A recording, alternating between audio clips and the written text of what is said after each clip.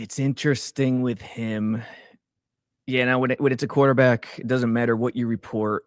If it's straightforward and it's solid, the emotions are going to go high and the optimism will blast through the roof. And for Jets fans, I think that's fine. Do it. Go for it. The thing that's interesting, and we'll talk about what I saw on the field. And again, mind you, this is rookie minicamp. These are tryout guys. These are, I was about to say freshmen, but first-year players, rookies. And it was more of a learning session, this team sessions. They were going live. They were going 100%, not live, but they were going 100% speed, just no physicality, no tackling, shorts and helmets. He has an idea out there, which is a really good thing. But the other thing that's really important, and I took away, is his willingness to share his honest mindset. Like, he doesn't, many of the things he said in the press conference, no one's explicitly asked him to share, yet he gets to that point because it's on his mind based on the trials and tribulations he had last year. So it tells me he cares. And when he speaks, it's authoritative, which is what I put in the headline for the article I wrote on Saturday.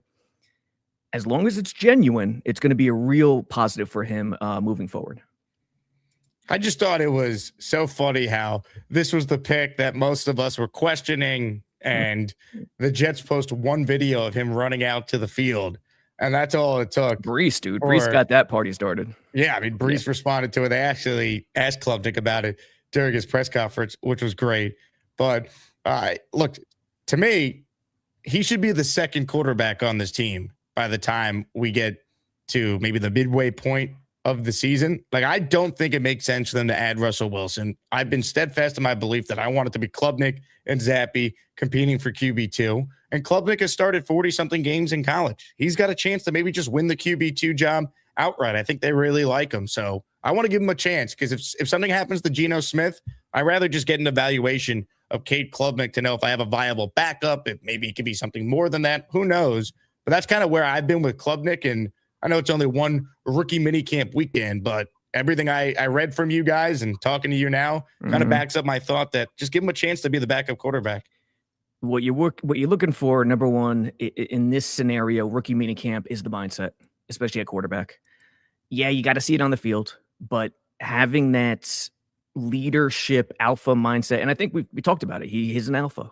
We mentioned it the last couple shows after the draft. He's an alpha. He grabs the collar and goes, and you don't want to see hesitancy, and you didn't see it this cycle with this rookie minicamp, and that's a really good thing. And on the field, as far as on the field goes, he hit Sadiq twice in these team sessions. The first one was a quick pre-snap read, 3-step, bang in the flat, crisp, right on target. The next one was a little more high level, where the defense, the corners were really tight. There was 2 verticals each sideline. So it was kind of a clear out with Sadiq coming from the backside across like an over route, 18, 22 yards. Had to buy time because it was a longer developing play. Kind of moved and shifted to the right side of the pocket. Could have been a pressure, could have been a sack. It was really long. But the fact that he released it in time with anticipation and layered it in there for Sadiq is a really good thing to see, because those are 2 contrasting plays. Really quick pre-snap, RP. I don't know if it was RPO or play action, but you get the idea. And then a longer developing one. And then the third one that was the standout was a post to Malik McClain, in which pre-snap, middle open, so 2 high safeties. And as a quarterback, middle open unless they rotate, unless one drops down into robber and single high for the other or something of that nature. They stuck to middle open post-snap, and he knew he had it. He looked off the defense and then came back to the post and hit it pretty crisply for 25, 30 yards. So, yeah, dude, he looked good. But again, rookie minicamp, and, the competition's going to ramp up. Robby Sabo is my guest. He was at Jets rookie minicamp over the weekend. So if you guys have a question about what he saw, a specific prospect you want some more info about, write it in the chat, and we'll bring it up on the screen. Super chats will cut the line. Also, I want to let everyone know that since Breece Hall is officially signed, sealed, and delivered on a new 3-year deal, today's raffle prize features a signed Breece Hall helmet for anyone who enters the Asmaniac raffle during our shows today. Signed Breece helmet, gift the membership, or send in a $10 super chat or higher. if you want to enter for your chance to win. Let me shout out Ozzy Fullers, who already gifted 1 membership. He is in the Asmaniac raffle for Ozzy. 1. Thank you very much, Ozzy. Yeah. Max. PBM writes in, I got a Chubb for Club. Robbie, should Jet fans have a Chubb for Club? Why not, guys? Listen, it's all about the context. It's all about the gray area, the nuance. Have a Chubb. Calm your freaky down. Chubb for Club, but while keeping it within the proper perspective. He's a 4th-round rookie still. This is just rookie minicamp. Yes, I think the Chubb is a little thicker when you consider the fact that he was tossed around as a 1st-round QB1, QB2 type guy last year. So I get it from that perspective. But, be excited. Just understand what the situation is and keep that in the back of your mind. I think that's definitely okay. Well, I think, again, this all started with him running out onto the field. Like that really is what started the hype for Klubnik. And then you guys all said he played well, looked the part. I get it. It's against fellow rookies. But this video was all the Jet fan needed for them to be excited about Cade Klubnik. And see, that video, usually social media videos are nothing. They're throwaways. You don't pay attention to them. But with him, and we said it before we even saw this, he has that leadership attitude that you want to see. And, I'm sure everyone has heard the stories already. They also talked about how Klubnik, I don't know if he specifically led the charge, but he was one of the guys to lead the charge. Everyone, all the teammates got together in the hotel room to go over the install, to go over the playbook, the information that has been thrown at them from the Jets. So, leadership stuff off the rip right away. And again, it's that honesty of oversharing in a way that doesn't hurt him in the New York media. I know this is the first time. He's a rookie. Everything is joyous. No one's going to challenge him, but he doesn't look uncomfortable. You don't raise your eyebrow at him going, man, this guy, what is he talking about? Like he's talking about nonsense. This doesn't matter. All of it that he preaches and talks about, you could understand. And that's a really big thing we shouldn't overlook, that he acts the part in that regard. Shining Wizards Kevin says, can we just not let the fact that Robbie said the Chubb is thicker go unnoticed? Did I say that? Yeah. Calm your freaky down. Comments, questions. I give Jake drops every time I'm on. Listen, it's part of the contract. Super chat from Kyle Clifton, who writes in, I'm happy with Zappy and Chubb. Let him go at it. Yeah, Zappy. Listen, if I agree with you, Klubnik, you want to see him win that QB2 job. And if he doesn't and Zappy beats him, you're going to be worried and concerned. But, the alternative is Zappy is much better than people think. And he actually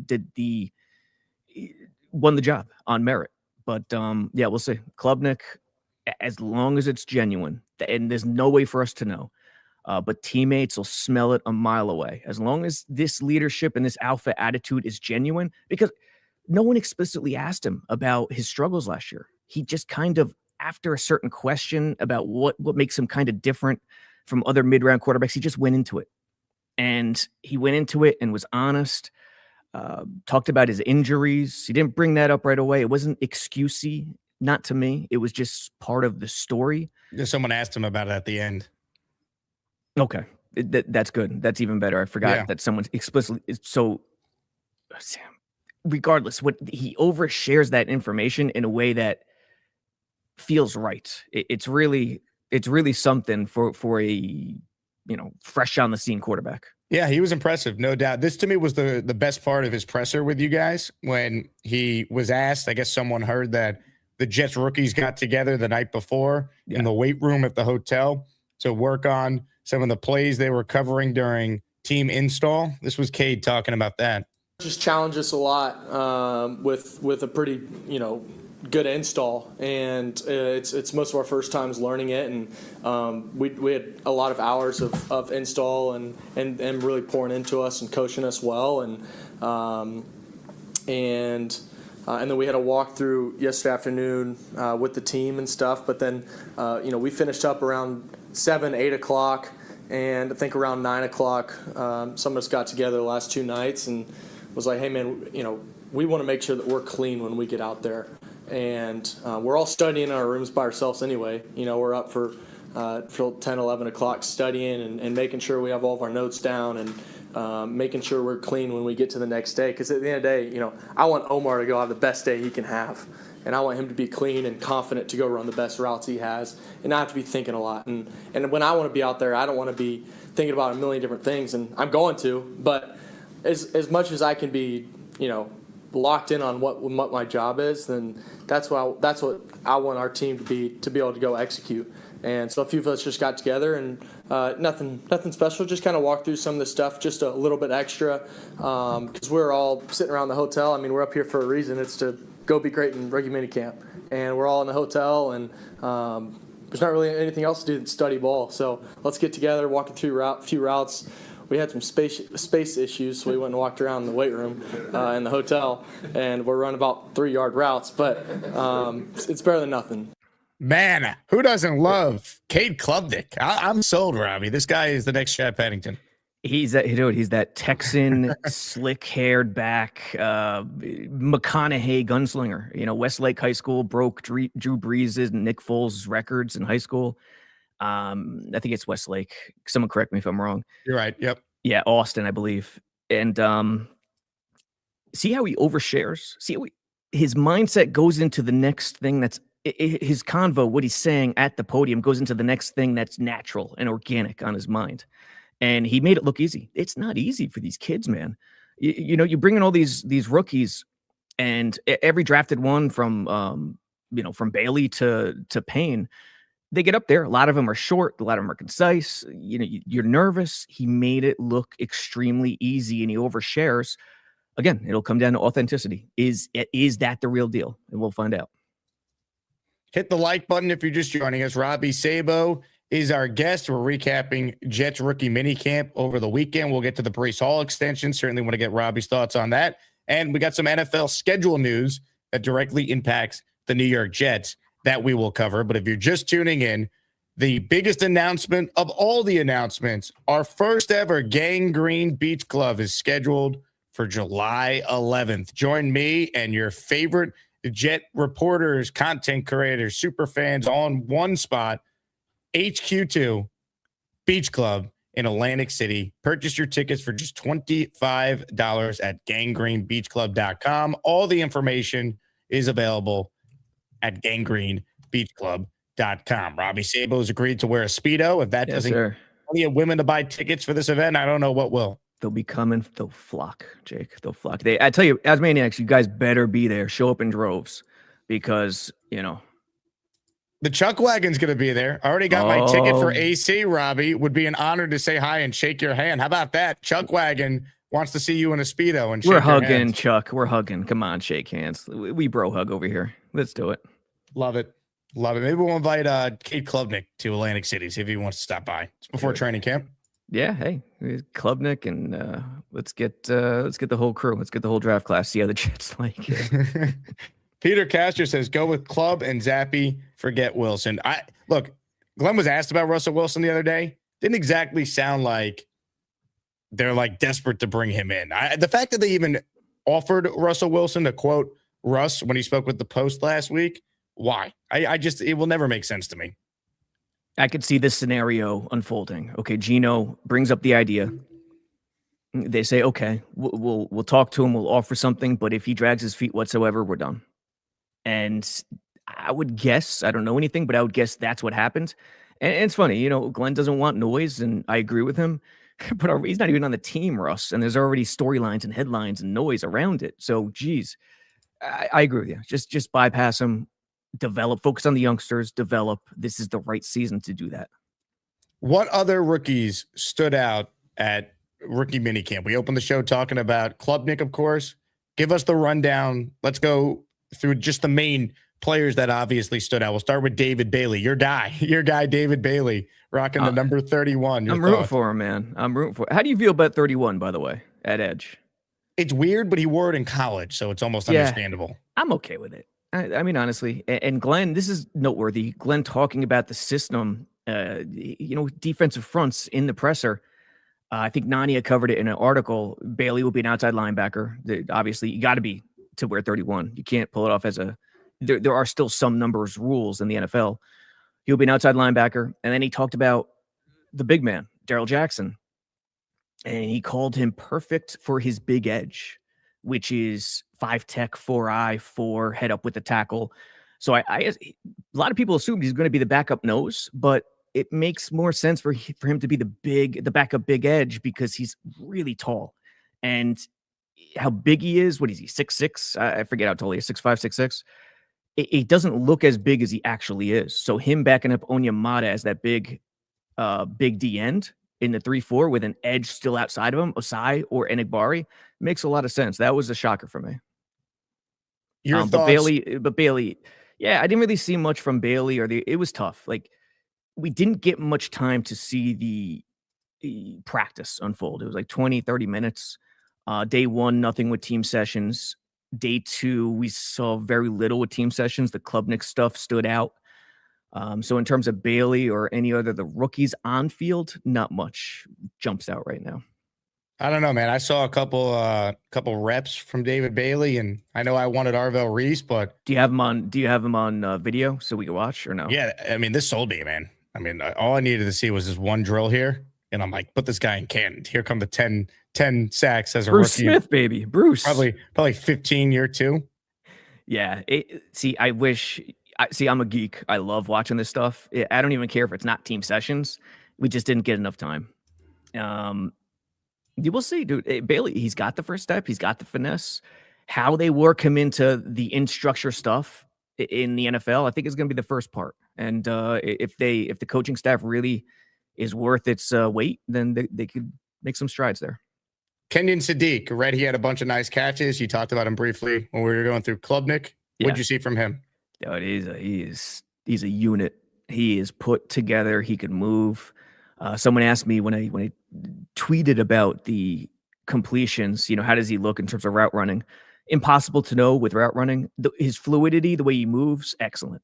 But route running, the ins and outs, reading defenses and timing, because tight ends, the timing in terms of route running is huge compared to receivers. You have to release at the right time in certain spots, block and release. You have to do so many different things. Chip. So, he's going to be on the move too. H-back, Y off, even play big slot. He looks the part. He looks the part. We'll get a much better idea of him as the summer goes along. Who else? Pons looks the part too.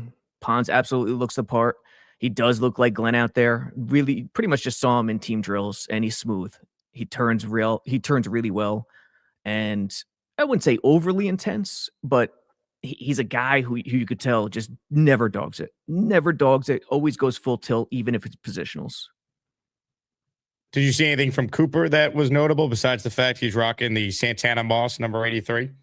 Not much, to be honest. I mean, just team drills. Didn't see much in the team sessions, the brief team sessions we saw. Cooper in the presser. To me, he feels like a guy who just wants to destroy the opponent on the field. I wouldn't call him really quiet. He's not quiet. He's the opposite of Klubnik in that he doesn't overshare, but that's who he is. He doesn't need to overshare. He proves his worth on the field, and I think that's the attitude he takes. And I think he's chomping at the bit to get going. The Jake Asman Show is now presented by PrizePicks. PrizePicks is a daily fantasy app made simple. Just pick more or less on your favorite players' projections and build your lineup in seconds. Download the PrizePicks app today.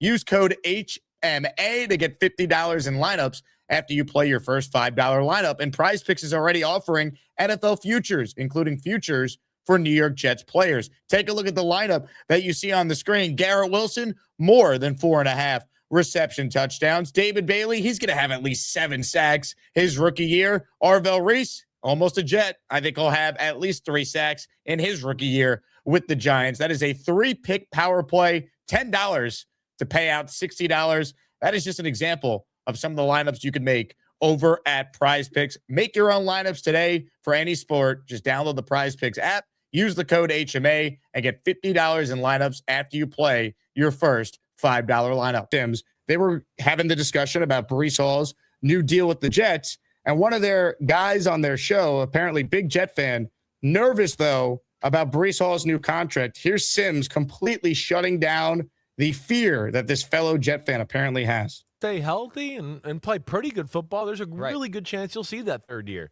right? So that's where it's great. And then, you got potentially a good offensive line. Finally. Yeah. His whole career besides last year, it's been awful. So this is the year you look at it and go, damn, I think he could take over right now.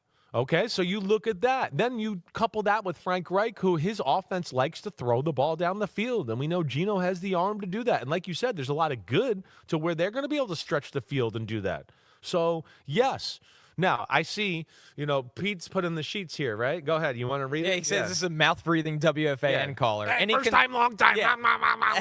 Any concern that Breece has just 1,000-yard rushing season? No, because you have to put it into context, too. First off, what did you just say about the offensive line? Finally. Yeah. Okay, so we have that. And they haven't had a quarterback since he's been there. You can't run the ball when you can't throw the ball. Who the hell? What do you? Everybody that played the Jets was like, "Where's Breece Hall? Where's Breece Hall? Where's Breece Hall? Where's Breece Hall?" Loaded we don't have to worry boxes. about anything else. They can't throw. They can't do anything. So no, I would not worry about that. If he's got holes, he can hit it. There's no doubt about that. Well, to me, if you're going to be paid as a franchise back, you need to impact the passing game, and that's what Breece does. He's phenomenal in the screen game and all that. Right. He is next Across, level. the last 3 years, he's caught over 150 passes. Yeah. So that's really the decision when it comes down to paying running backs, and this is not a huge deal. Yeah, no, I think it's the right move and good for them, and they get it done with. And again, just another guy that can chew some clock, run the offense, and not put too much pressure on Geno when you have a guy like this.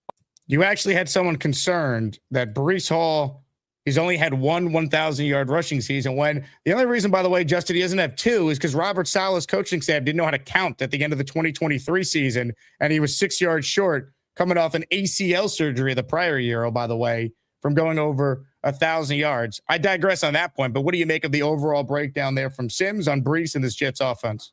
Listen, I think if you're the Jets, you obviously had to pay Breece Hall, and I'm very happy that they got a deal done now. It would be silly as Jets fans for us to be concerned. Like, another point that I've seen thrown around too is like Jets fans being like, oh, we have too many weapons, too many mouths to feed. They brought in Omar Cooper. They brought in Kenyon Sadiq. How are they going to get all these guys touches? I feel like it's almost first world problems that we're talking about at this stage. But yeah, I mean, agreeing with Connor Rogers there too. Like, you have to be optimistic about the state of this offensive line going into 2026. I mean, they were very fortunate with injury luck last year. They were the only team. I know Vera Tucker got hurt before the season started, but they were the only team that had all 5 starting offensive linemen start every single game. So obviously you hope that's the case again in 2026, but you have to prepare in case it's not. But you got Olufashinu, who I think he showed improvements as the year went on. You're hoping he's a long-term building block. Armand Membu has about as good of a rookie season as you could have hoped. Joe Tippmann is a building block too. Dylan Parham, I like coming over from Vegas. And Josh Myers is there as the weak link of the offensive line. It's a good offensive line. I feel very happy with the state of the offensive line, and I'm bullish on what Breece Hall can do in 2026 when the Jets aren't trailing by 20 points every single game, and they're able to actually try and run the football, and they have a quarterback who's not afraid to throw the ball. Like, I don't, Geno Smith might be physically cooked. I don't know what he's going to look like in 2026, but I do know that he's not going to be afraid to throw the football like Justin Fields was at times last year. So I feel optimistic that Breece Hall could, if he stays healthy and if the Jets offense is even remotely semi-competent, like, I'm not even talking top 20. I'm talking not 31st ranked in the NFL, which it's been for most of the time Breece Hall has been with the Jets. If the Jets have a semi-competent offense and the offensive line is healthy and Breece Hall is healthy, he should have a career year this season. I agree. And you just look at the stats on the screen there. The most notable thing that stands out to me, 76 receptions in 2023, goes down to 57 in 2024, which made a little bit of sense just because you brought in Devontae Adams. That season was a mess. You actually had a quarterback who was trying to throw the ball more downfield than Tim Boyle and Trevor Siemian and Zach Wilson were the prior year. But still, I don't think Breece Hall has ever been properly utilized as both a runner and a receiver in his Jets career. The closest, I suppose, is when he was second in the NFL in all-purpose yards in that 2023 season. But still, Nate Hackett admitted after the Giant game in Week 8, we didn't realize how big of a receiver Breece could be for us. So I hope Frank Reich can truly tap into that. And Connor Rogers made the point in that segment. If you're going to pay Breece Hall, and the Jets are now paying him the equivalency of 2 franchise tags over the next 2 years guaranteed, you need to expect him to get back to that production he had in 2023 from a pass catching standpoint and impact standpoint. And obviously, if you're playing more competitive games and your quarterback can throw downfield, you're expecting Breece to once again go over 1,000 yards. I'm not worried about the fact he's only done it once in his career. That you got to apply real context to Breece's career when you analyze him as a player.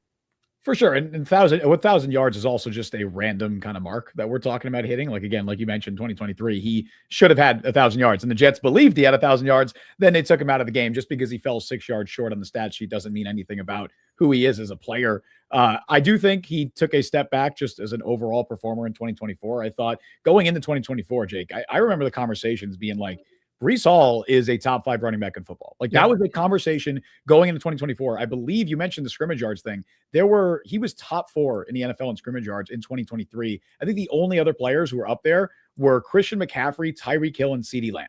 Those were the only other 3 players who had more scrimmage yards with their teams in 2023. And you consider the fact that Breece Hall was on the 30th or 31st ranked offense. That's very impressive. 2024 was a step back. He was right around like 15th to 20th in most advanced rushing analytics, I think around there, in rushing yards over expected. 2025 was a big step forward for him. And I'm not sure we saw him quite be the guy that he was in 2023. Again, he's dealing with Justin Fields at quarterback and Tyrod Taylor and Brady Cook and just a terrible situation all around.